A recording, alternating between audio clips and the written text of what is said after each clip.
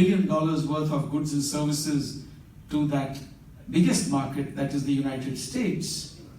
In Japan, it is minuscule. It is possibly a little more than $1 billion out of 135. I'm not very surprised because the offshoring business in Japan itself is rather limited. I guess in the region of about $10 billion. And I would guess again that about 60% of that is really taken by China. And the rest is for all of us from India and elsewhere to compete in. And this is partly attributable to the keiretsu system. In Japan, it's also an old boys club, and the big companies want to do things in-house. But today, I think the world is far more competitive, and in order to grow, it is essential for Japanese companies to really open up to competition and to work with others who can do certain aspects of your job better than you can do it. It's very important for people as leaders, as CEOs, to know many things, but it's even more important to know what you don't know and to find the right kind of people to do that for you. And I think it is in that space that companies like WIPRO offer you value for your money. And your visit, Mr. Premji, comes at a time when India's relations with Japan are growing by leaps and bounds, literally. I keep very busy, and so I get a sense of that energy and passion that is to be felt on both sides. We have a relationship which is ancient. It is built on the linkages between our two civilizations, not the least because of the shared Buddhist heritage and the shared values that we have as the two biggest democracies in Asia. The very fact that we stand for equality and the rights of the individual, freedom of navigation, freedom of overflight, above all the rule of law. And this is what brings India and Japan together. But beyond that, the world around us is changing, and I think for Japan, there is a very important realization dawning that whereas China has provided growth for Japanese companies for the last 35 or 40 years, there are also other major economies arising in Asia, emerging in Asia, and India is one of those. As the fastest growing large economy today, India offers what many others don't. It offers democracy, it offers the demographic dividend, and it also offers a great big market. The third D is of demand.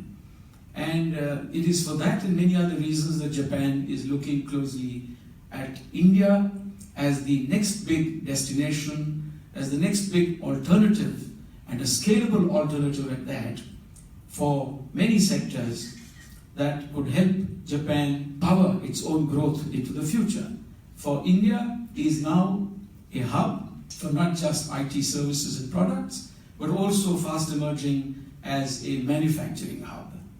And whereas all the countries of Southeast Asia compete for the same affection, compete for the same technology and the same money that is ready to go out of Japan, the one that tends to do it better than others is India. The one that is scalable is India. The one with which you share values is India. And I think that really makes for a win-win situation. Let me tell you that I am currently greatly involved in preparations for the forthcoming visit of Prime Minister Abe to India, which is to take place in the next 2 weeks. And we're all very busy looking at ways and means to take our special strategic and global partnership to the next level, to put it on an even higher pedestal for the next 10, 20 years. And we have a very broad-ranging dialogue today, spanning virtually every sector. And IT, of course, ICT is a very important part of that dialogue. More so because of the kind of interest that both sides are showing in the Internet of Things, big data, and what you call artificial intelligence. All this, of course, is Greek and Roman for someone like me. But I do appreciate the fact that this is an area where the two can work together.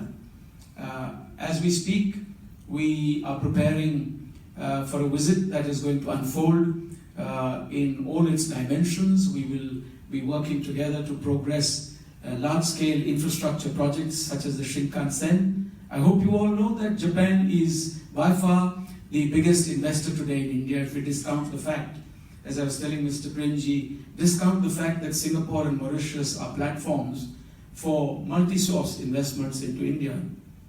Japan at number 3, in my view, and I'm a little biased being the ambassador of India to Japan, I think it's number 1 at $4.7 billion in the fiscal year 2016-17. Japan outshone all the other investors in India. And more than that, Japan is associated with virtually every large infrastructure project in India, ranging from the successful Delhi Metro to the now to soon to be introduced the Shinkansen.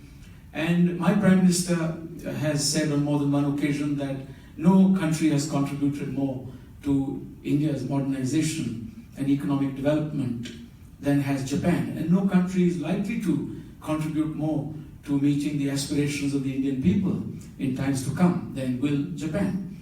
And I think every word of that is true. We have an emerging consensus today, not just on economic matters, but also on strategic matters. For we believe in a multipolar Asia, we believe in equality, and as I said before, we believe in the rule of law.